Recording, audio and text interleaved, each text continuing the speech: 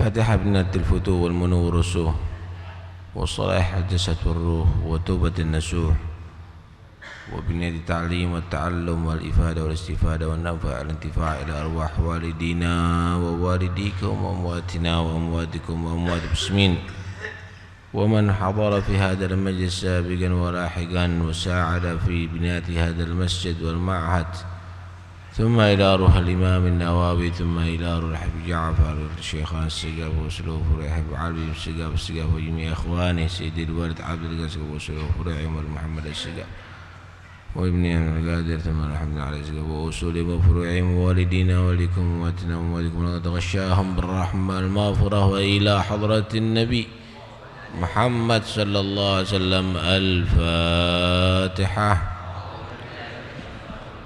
بسم الله الرحمن الرحيم. الحمد لله رب العالمين الرحمن الرحيم مالك يوم الدين إياك نعبد وإياك نستعين صراط الذين أنعمت عليهم غير الضالين آمين. بسم الله الرحمن الرحيم. الحمد لله رب العالمين وبه نستعين على أمور الدنيا والدين والصلاة والسلام على أشرف الأنبياء والمرسلين سيدنا مولانا محمد وعلى آله وصحبه أجمعين. الحديث الحادي عشر حديث ke-11 An Abi Muhammad, dari Abi Muhammad yaitu Al-Hasan bin Ali, riwayat Sayyidina Hasan bin Ali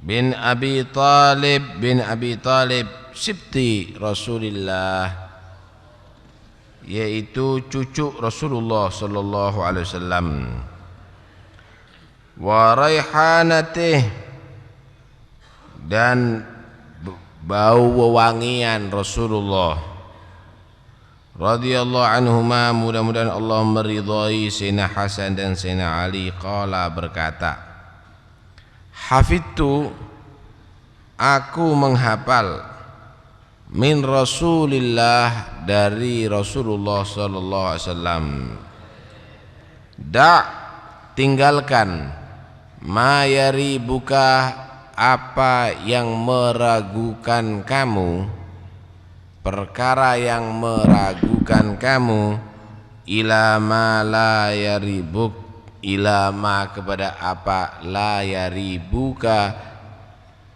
perkara yang tidak meragukan kamu. Rawahu, meriwayatkan ini hadis At-Tirmidzi, Imam Tirmidzi, wan Nasa'i, dan Imam Nasa'i. Wa qala At-Tirmidzi, dan berkata Imam Tirmidzi, haditsun hasanun sahih, ini adalah hadis hasan yang sahih. Hadis ini diriwayatkan oleh Sayyidina Hasan. Sayyidina Hasan ini anaknya Sayyidina Ali bin Abi Thalib. Ibunya Sayyidina Hasan yaitu Fatimatuz Zahra. Fatimatuz Zahra adalah putri Rasulullah.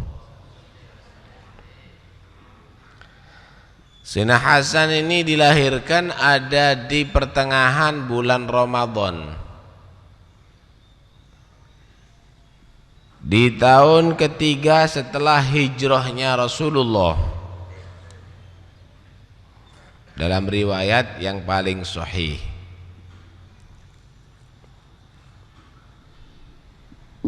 Ketika lahir Sayyidina Hasan, Rasulullah mengkekai Sayyidina Hasan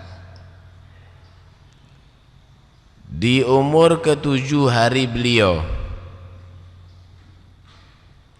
dengan seekor kambing gibas, kekah. Kemudian Rasulullah mencukur rambut Sayyidina Hasan, ditimbang dengan perak dan disedekahkan itu perak. Karena itu disunnahkan untuk mengkekai bagi yang mampu, anak yang baru lahir, dan disunnahkan untuk ditimbang rambutnya di hari ke-7 dicukur, ditimbang dengan emas, kalau enggak mampu dengan perak disedekahkan. Begitu selamatan itu, bukan ngawur dilepokno kombong, kadang-kadang dikurungi anaknya. Ada lagi yang saya pernah hadir itu diadusi peceren. Hah? Bukan begitu caranya buat selamatan, bersedekah. Dipotongkan kambing, diberikan fuqara wal masakin, bagus. Sedekah emas, sedekah perak.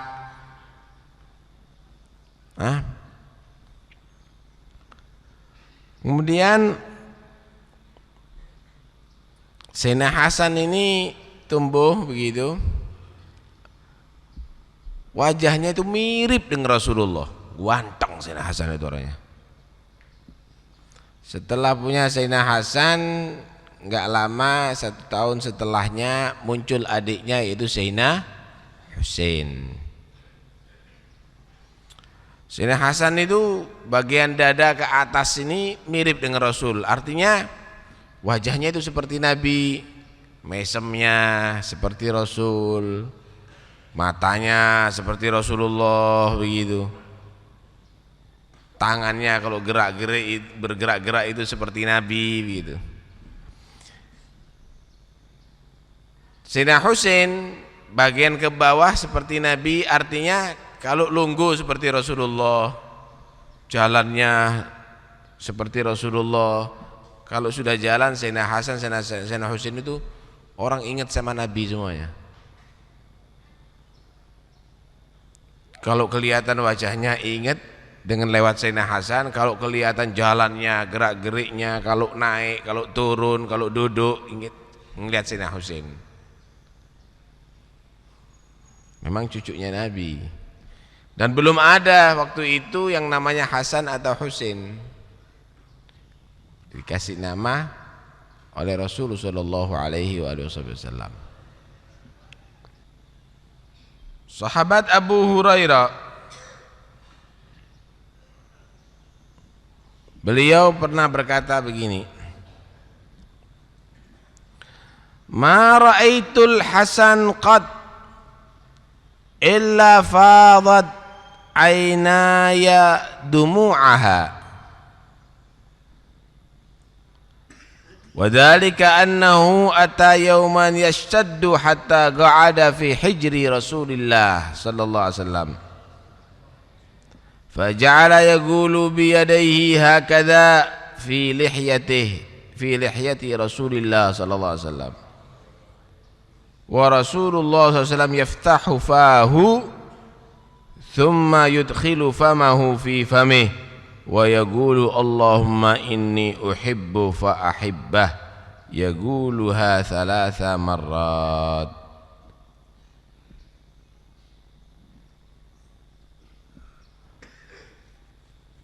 Kata Abu Hurairah, aku tidak melihat Sayyidina Hasan kecuali melelehkan air mata. Kenapa aku lihat sendiri ketika Rasulullah duduk, Sayyidina Hasan waktu masih kecil, kira-kira umur waktu itu mungkin 5 tahun. Terus Sayyidina Hasan itu ada di pangkunya Rasulullah, main-main jenggotnya Nabi Sayyidina Hasan ini. Kemudian Nabi membuka mulutnya, diguda sama Rasulullah. Ngelihat lidahnya Rasulullah yang merah itu dimut sama Sayyidina Hasan, dicium sama Rasulullah. Kemudian Nabi menyatakan, "Ya Allah, saksikan aku cinta dengan cucuku ini, dan cintailah dia ya Allah." Karena itu Abu Hurairah itu setiap ketemu Sayyidina Hasan nangis. Abu Hurairah melihat begitu cintanya Rasulullah kepada cucunya ini.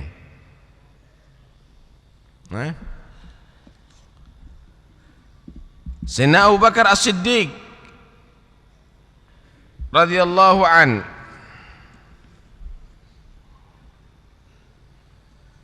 Sayyidina Abu Bakar As-Siddiq suatu saat setelah sholat subuh, setelah wafatnya Rasulullah beberapa hari begitu, kelihatan Sayyidina Hasan main bersama anak-anak kecil. Waktu itu Sayyidina Abu Bakar bersama Sayyidina Ali bin Abi Thalib. Ngelihat Sayyidina Hasan, begitu lucunya Sayyidina Hasan, begitu tampannya, ingat sama Rasul. Digendong sama Sayyidina Abu Bakar Siddiq, ditaruh ada di atas pundaknya. Berarti waktu meninggalnya Nabi, Sayyidina Hasan umur 7 tahun, ditaruh di atas pundaknya sambil dia membawa satu syair, langsung spontan Sayyidina Abu Bakar, bi abi syabihun bin nabi laisa syabihan bi Ali. Demi ayahku, mirip sekali ini anak dengan Nabi, kurang mirip dengan bapaknya Sayyidina Ali. Artinya memang Sayyidina Hasan itu, kalau orang ngelihat Sayyidina Hasan itu udah ingat sama Nabi. Ini membuktikan bahwa nggak ada apa-apa itu para sahabat dengan ahlul bait. Seperti digambarkan oleh sekelompok manusia bahwa ahlul bait bersama para sahabat itu berseteru. Ada masalah tukaran, tidak ada. Sayyidina Abu Bakar cinta sama ahlul bait, Sayyidina Hasan diangkat di atas pundaknya. Abu Hurairah juga begitu cinta kepada ahlul bait. Enggak benar kalau ada yang menyatakan bahwa sahabat itu benci sama ahlul bait, enggak ada.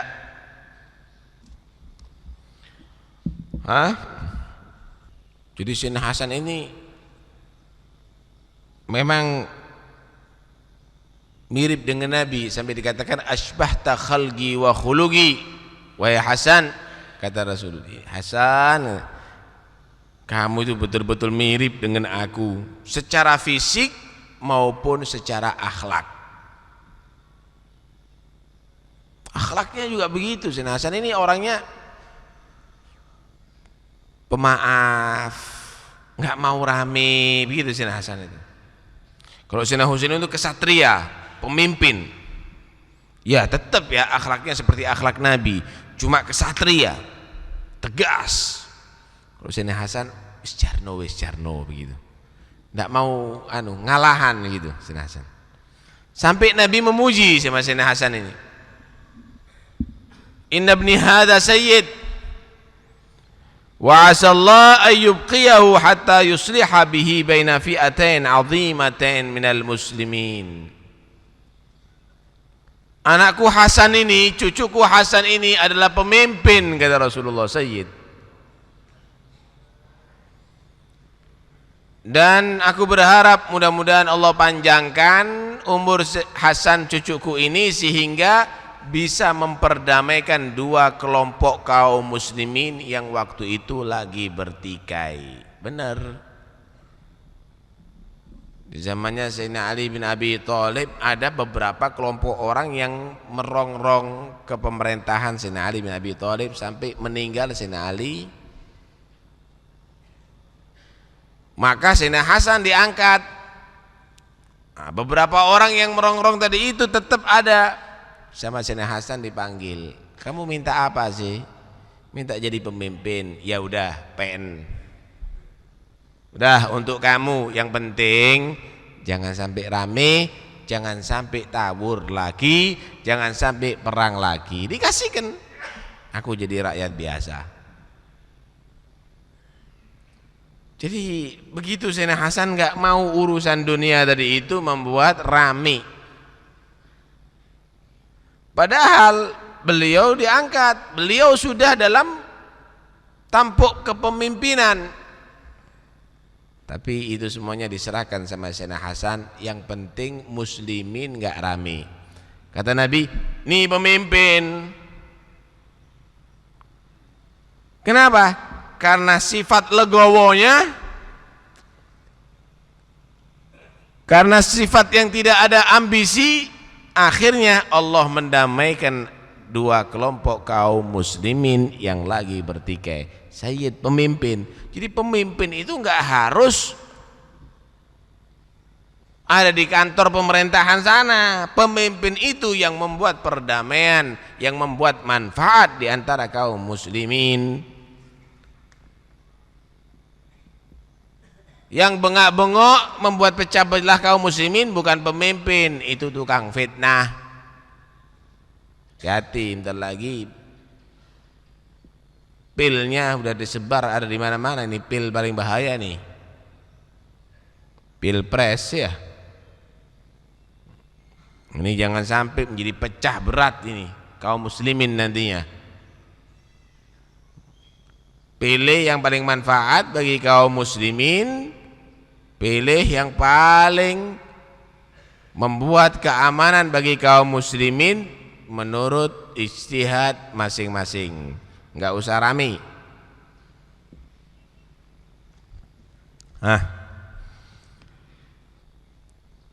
Memang beliau dididik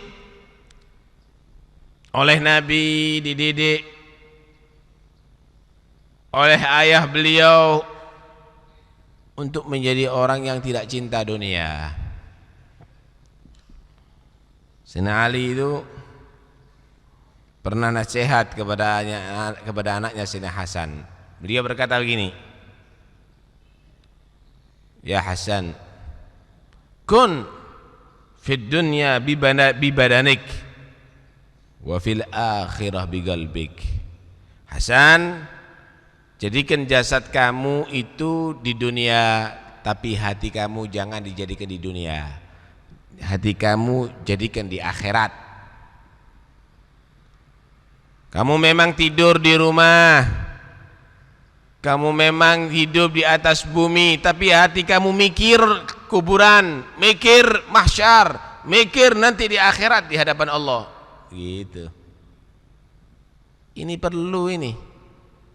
Untuk yang sebentar lagi dalam pemerintahan, yang kamu tinggal di istana, yang kamu pakai kendaraan mewah, kamu yang masuk ada di rumah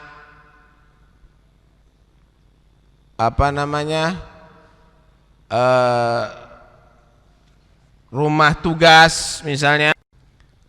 Kamu semuanya itu jadikan badan kamu ada di sana, tapi hati kamu ingat kubur, ada pertanyaan mungkar dan nakir, ingat nanti di mahsyar ada hisab, ingat di akhirat tempat satu surga, yang kedua dinamakan neraka. Hati untuk akhirat, badan memang hidup di dunia, tapi jangan sampai hati dikuasai oleh dunia. Begitu nasihatnya Sayyidina Ali kepada Sayyidina Hasan. Sayyidina Hasan ini orangnya memang loman, saudara. Gampang, gak tega begitu. Sering bersedekah, sehingga diceritakan suatu saat Sayyidina Hasan pernah berjalan, naik kendaraannya begitu.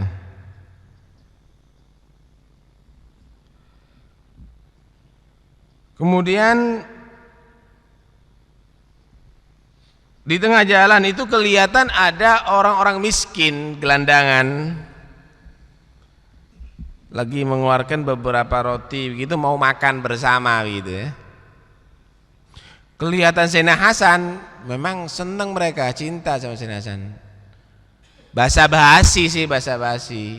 Sayyidina Hasan, monggo monggo makan. Sayyidina Hasan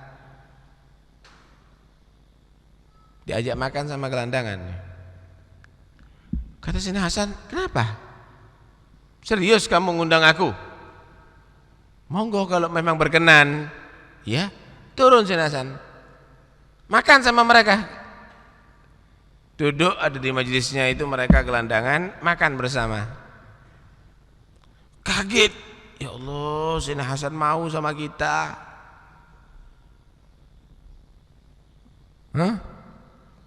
Setelah selesai, kata Sayyidina Hasan kepada mereka, kamu ngundang aku ya, saya sudah datangi lo undanganmu, saya sudah makan jamuanmu.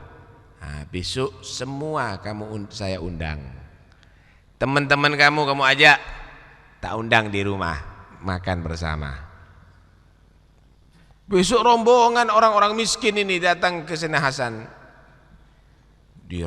dibuat jamuan yang mewah, makan bersama. Sayyidina Hasan ada di rumahnya, masih dikasih hadiah mereka. Kira-kira tahu tumon pemimpin, tokoh masyarakat, ulama, ustadz yang mau begitu? Inilah tawadhu, saudara. Bagaimana menghargai orang bukan karena dunia, tapi menghargai manusia karena mereka adalah saudara seagama. Tawadhu. Kalau sekarang kan enggak. Kalau diundang orang miskin, anaknya yang hadir, itu pun yang paling kecil. Alasannya ma'dzur. Kalau yang ngundang orang kaya, ngereges berangkat. Gak enak. Padahal kalau dilihat sifatnya Rasulullah, idza da'ahul miskinu ajabahu ijabatan muajjalah. Nabi itu kalau diundang orang miskin, Masya Allah, paling perhatian, menyambut dengan sambutan yang sangat membanggakan, menyenangkan hati, cepat sergep begitu. Waduh, diundang sana, datang Rasulullah. Kenapa? Orang miskin lebih diperhatikan oleh Nabi Sallallahu Alaihi Wasallam. Nah, begitu juga ulama-ulama setelah beliau, Imam Sufyan Tsauri. Itu Imam Sufyan Tsauri kalau ada di majelis lebih perhatian sama orang-orang miskin. Orang-orang miskin itu diperhatikan sama Imam Sufyan Tsauri itu, sampai-sampai di zaman beliau itu, di majelisnya Imam Sufyan Tsauri, orang kaya minder. Sampai dia menyatakan, ya Allah, seandainya aku jadi miskin, aku bisa akrab sama Imam Sufyan Tsauri, aku bisa dekat sama Imam Sufyan Tsauri. Kepingin melarat, langsung suke. Minder sih orang yang kaya itu di zaman Sufyan Tsauri itu. Coba kalau sekarang, kalau udah kaya, walaupun gak sholat, rangkulan.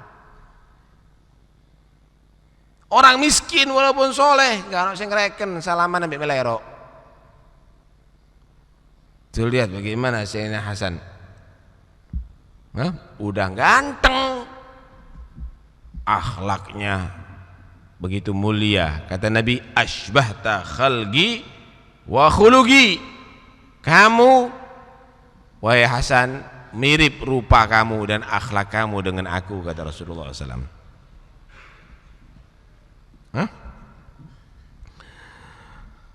Pernah Sayyidina Hasan mendengar satu orang nangis, punya masalah, mungkin dia minta kepada Allah, ya Allah, aku mohon kepada kamu, berilah aku ya Allah uang dinar 10.000.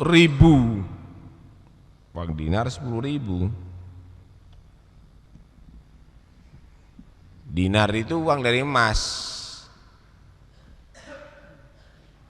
Dinar itu uang dari emas, kalau dirham uang dari perak. Lah 1 dinar itu 4 gram emas lebih. Hitungan wis. Kalau uang sekarang mungkin miliar itu ya. Melihat begitu Sayyidina Hasan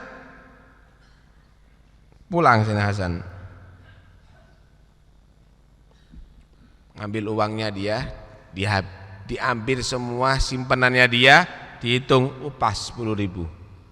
Datang, doa kamu diterima oleh Allah, sekarang ini uangnya.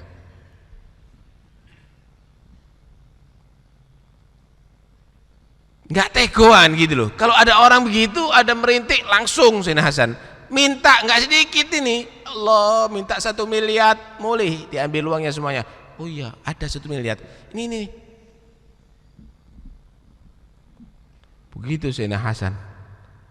Jadi nggak ngitung dunia sama sekali Sayyidina Hasan.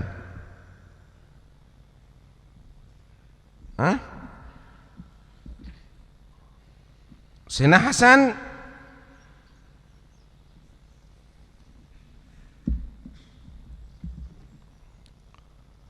pernah waktu kecilnya, ketika Rasulullah Sallallahu Alaihi Wasallam sholat,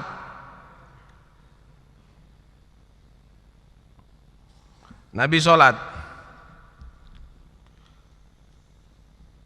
dan Rasul Sallallahu Alaihi Wasallam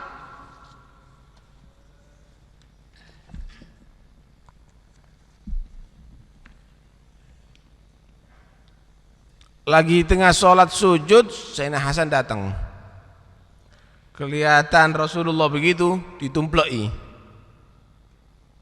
Jadi Sayyidina Hasan naik ada di punggungnya Rasulullah. Itu Nabi takut cucunya ini jatuh kalau dia itu mengangkat kepala, pelan-pelan mengangkatnya dari sujudnya itu, pelan-pelan sampai akhirnya sambil dipegang Sayyidina Hasan sampai duduk.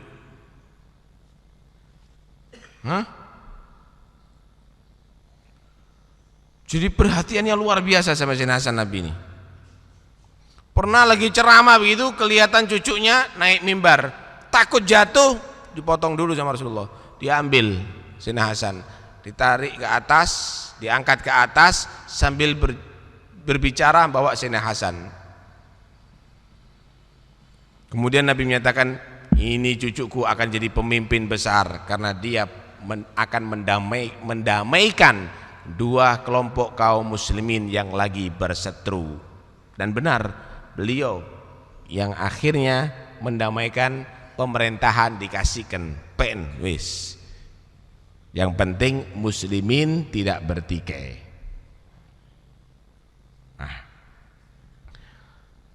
Sayyidina Hasan ini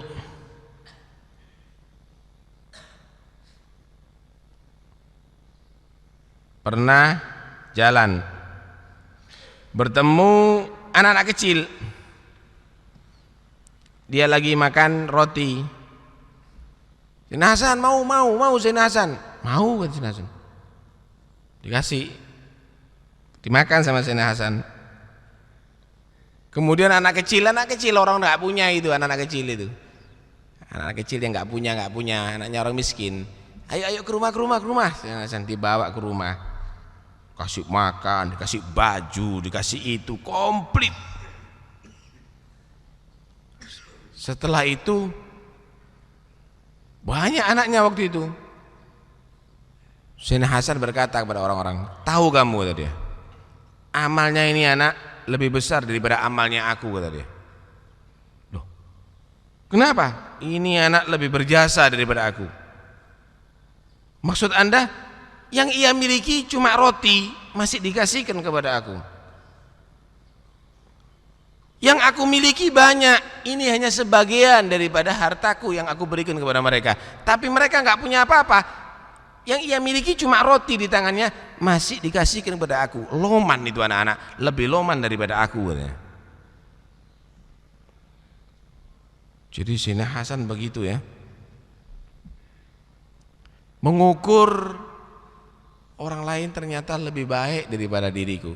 Coba kalau sekarang orang yang kaya-kaya itu ada pembangunan masjid nyumbang saki dulu, nyocoti setengah mati.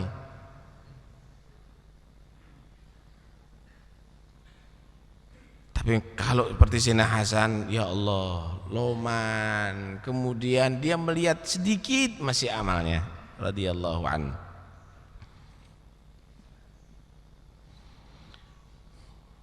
Sayyidina Hasan ini karena ketampanan seperti begitu, banyak orang yang minta dikawin. Kawinnya banyak Sayyidina Hasan ini. Kenapa? Orang berharap punya turunan dari Sayyidina Hasan ini. Untung yang dikawin sama Sayyidina Hasan. Kenapa? Jadi mantunya Rasulullah itu. Turunannya, ya apa jadi anaknya Sayyidina Hasan, bisa dibayangkan. Dapat 1% aja gantengnya setengah mati. Belum lagi nasabnya yang mulia. Sampai ya walaupun sebentar mereka itu ridho, gitu loh. Sampai Sayyidina Ali bin Abi Thalib pernah pengumuman, udah, anak kamu jangan dikawinkan sama anakku Hasan ya, karena nanti dicerai loh. Kata Sayyidina Ali bin Abi Thalib, ada seorang dari Hamdan,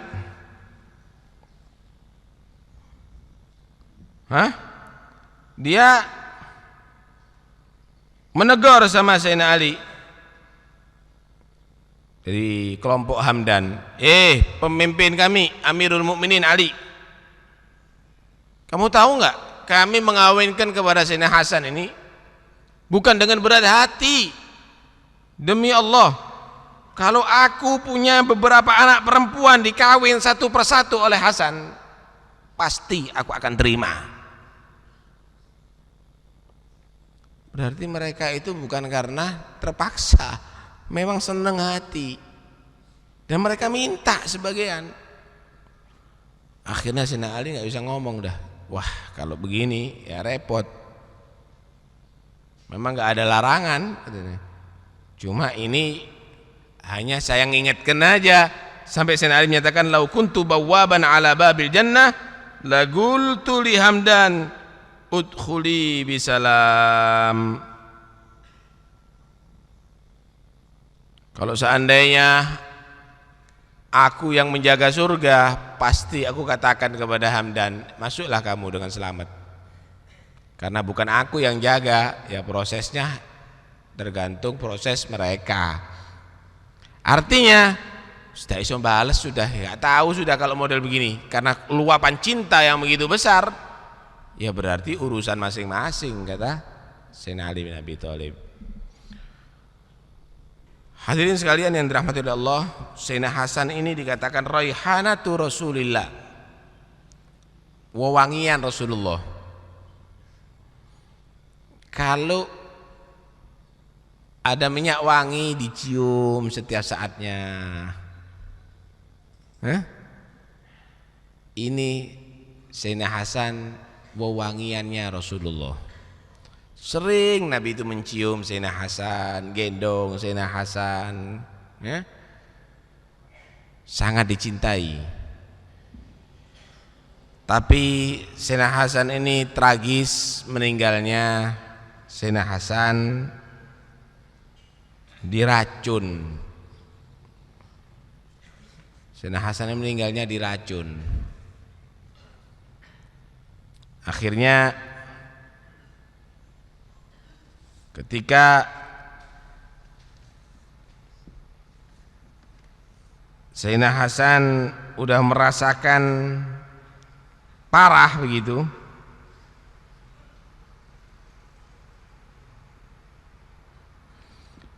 Sayyidina Hasan manggil Sayyidina Husain.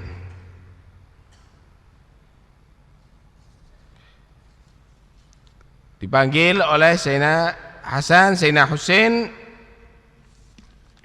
Kemudian Sayyidina Hasan menyatakan, aku sebetulnya sering begini nih merasakan.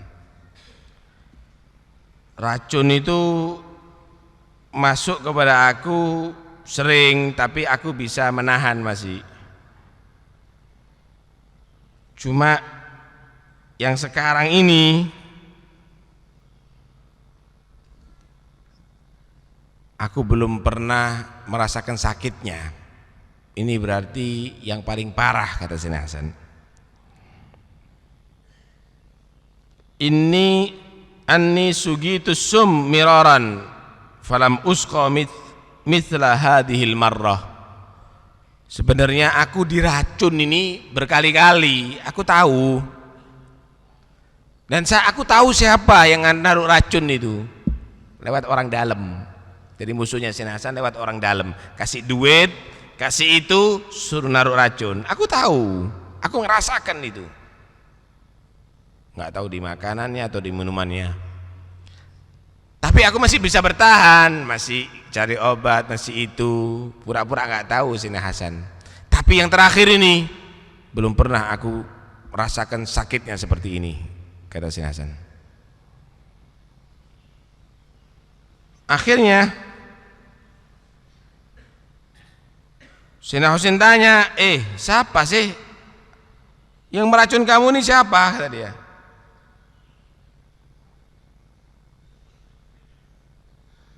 Kata dia, nggak usah tanya lah, kamu nggak usah tanya, aku tidak butuh untuk dibalas itu orang. Yang jelas yang aku harapkan,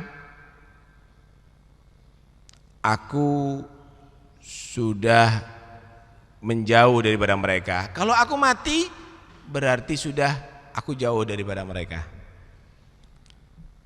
Mereka sudah legoh dengan kematianku, dan aku pun juga bebas daripada rencana jahat mereka. Biar, sudah biar. Allah nanti yang menghukum mereka, bukan Hasan yang menghukum mereka. Akhirnya nggak lama Sayyidina Hasan meninggal dunia. Karena itu Sayyidina Hasan ini sampai di akhir umurnya, waktu dia sakit lagi parah, ada seorang yang bernama Umair bin Ishaq datang dan dibarengi dengan seseorang. Sayyidina Hasan itu kalau datangi orang pasti tanya, ada bisa yang saya bantu? Begitu. Kamu perlu apa? Mungkin saya punya utang ini, kasih. Saya perlu bantuan ini, kasih. Begitu. Sayyidina Hasan itu udah sakit parah ini, masih tanya, minta apa kau? Apa perlunya kamu? Ada yang bisa saya bantu? Kata dia, demi Allah aku nggak minta apa lagi sekarang. Aku minta supaya kamu sehat, disehatkan oleh Allah. Kemudian Sayyidina Hasan manggil lagi, sini. Mau dia, udah, ana minta kamu sehat, jangan yang lainnya kamu pikir, tadi ya. Mau pulang panggil lagi, sini. Apa kamu tidak mau minta lagi? Sebentar lagi kamu tidak bisa minta lagi sama aku loh. Masa kamu tidak mau minta kepada aku, kata dia. Kamu punya hajat apa? Sebentar lagi kamu nggak akan ketemu lagi sama aku, kata dia. Minta, katanya. Enggak minta apa-apa. Aku minta mudah-mudahan Allah menyembuhkan kamu, kata dia. Lu si kober Sayyidina Hasan itu, saking hobinya sedekah, hobinya nulung orang, sampai akhirnya nggak lama meninggal dunia. Radhiyallahu an, ya, mudah-mudahan kita mendapatkan barokah daripada Sayyidina Hasan. Itulah Sayyidina Hasan. Nanti satu saat kita akan ceritakan Sayyidina Husain. Ini keluarga Rasulullah yang mulia, yang disucikan oleh Allah Subhanahu wa taala. Innama yuridullah liyudhiba ankum risa ahlil bait wa yutahhirakum tathhira. Allah menghendaki ahlul bait ini sesuci-sucinya. Dan karena itu satu pelajaran ini ya, bukan berarti jadi ahlul bait itu enak-enakan. Mereka juga diitari dengan musuh, dan musuhnya luar biasa. Rencananya ingin mencelakakan, ingin membunuh, ingin itu, ada. Itu buktinya. Nabi Sallallahu Alaihi Wasallam musuhnya nggak tanggung-tanggung, Abu Jahal. Orang-orang model begitu. Sayyidina Ali meninggal dibunuh. Ini keluarganya Nabi ini. Sayyidina Hasan meninggal diracun. Sayyidina Husain tragis lagi, disembelih. Wah, kalau kita lihat satu persatu panjang ini. Cuma mereka nggak pernah balas. Itu dah hebatnya. Nggak pernah balas mereka. Sudah. Lapang dadanya luar biasa. Nggak pernah dendam. Sekalipun pada musuh. Tuh lihat Sayyidina Hasan. Aku tahu siapa yang membunuh, yang ngeracun aku. Cuma biar. Allah sendiri yang akan balas. Tuh lihat bagaimana. Lisannya belum pernah mencaci walaupun kepada musuh. Belum pernah melaknat, belum pernah apa yang dipikir. Kamu butuh apa ya? Apa yang bisa aku bantu ya? Kamu minta apa ya? Keadaan kaum muslimin yang dipikirkan sama dia. Mereka orang yang disucikan oleh Allah Subhanahu wa ta'ala. Ini satu bukti bahwa jangan dianggap orang itu kalau banyak musuhnya atau dimusuhi itu berarti orang jelek. Belum tentu. Justru kadang-kadang orang yang baik. Kalau kita ceritakan panjang lebar ini majelis tentang masalah Ahlul Bait. Yang jelas kita semuanya dididik oleh ulama-ulama kita untuk cinta kepada Ahlul Bait dan turunan Ahlul Bait, yaitu para habaib, turunan Rasulullah sallallahu alaihi wa alihi wasallam. Dan juga perlu diketahui, kita dididik cinta Ahlul Bait, cinta habaib. Cuma kita juga dididik untuk menghormati sahabat. Ada beberapa orang yang mengatasnamakan cinta kepada Ahlul Bait tapi membenci sahabat, mencaci sahabat, enggak benar. Ada lagi yang dia pakai nama cinta sahabat tapi membenci Ahlul Bait, seperti Khawarij. Mencaci habaib, mencaci Ahlul Bait, itu juga enggak benar. Tapi kita dua-duanya cinta kepada Ahlul Bait, hormat kepada sahabat, bagus jadinya.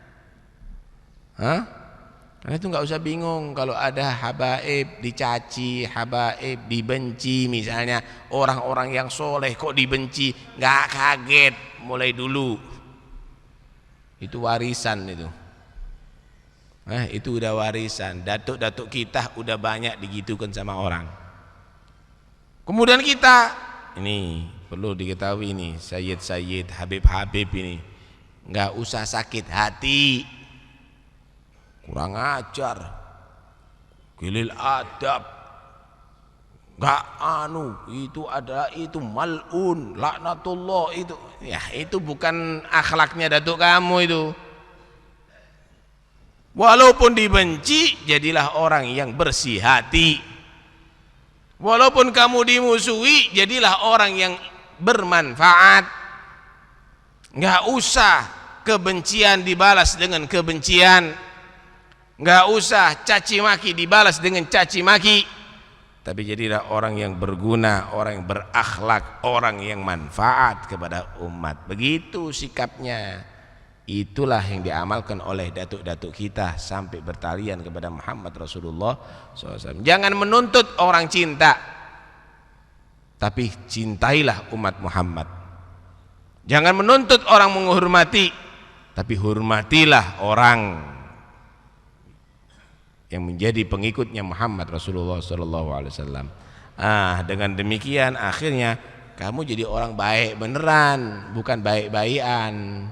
Mudah-mudahan insyaallah kita mendapatkan barakah mereka, dijadikan pecinta-pecinta mereka, mengikuti jejak mereka. Amin Allahumma amin.